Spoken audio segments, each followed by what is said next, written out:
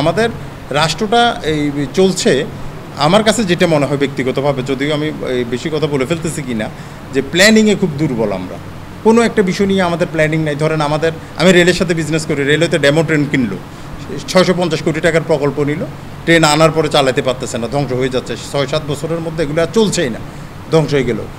কিছুদিন আগে 30টা ইঞ্জিন কেনা হলো, ইঞ্জিন কিনলে এখন বলো যে ইঞ্জিন ওয়েট বেশি, 30 টনের বেশি, এটা নর্মাল লাইনে চলবে না। তাইলে এই ইঞ্জিন ওই ট্রেনে লাইনে চালাতে গেলে ওই ট্র্যাকটাকে আরও হাই করতে হবে। দেখা গেল ইঞ্জিনের দাম কথার কথা 10 টাকা, আমার ট্র্যাক ঠিক করতে লাগতেছে আরও 50 টাকা। এই জন্য প্রি প্ল্যানটা খুবই জরুরি এবং আমাদের প্ল্যানিং সেলটা বাড়াতে হবে, উদ্যোক্তাদেরকে সুযোগ সুবিধা দিতে হবে, উদ্যোক্তাদেরকে সহযোগিতা করতে হবে, বিভিন্ন ব্যাংকগুলোকে উদ্যোক্তাদেরকে ঋণ দেওয়ার ব্যাপারে আরও ইজি করতে হবে। ব্যাংকগুলো বড় শিল্পপতিদেরকে 500 কোটি টাকা লোন দিচ্ছে, ছোট একটা উদ্যোক্তা একটা কাজ করতে চায়, তারা 50 লাখ দেয় না। 50 লাখ দিতে গেলে তার মোটামুটি জীবন বিপন্ন করে ছেড়ে দিচ্ছে। এই জন্য পলিসিগুলো অনেক ইজি করতে হবে। তাহলে আমরা ইনশাল্লাহ আমাদের সবচেয়ে বড় শক্তি হলো আমাদের দক্ষ একটা জনশক্তি।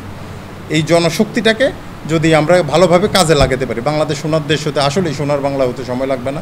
5 বছরেই সম্ভব বাংলাদেশের চেহারা পাল্টে বাংলাদেশকে সিঙ্গাপুর করে ফেলা ইনশাআল্লাহ।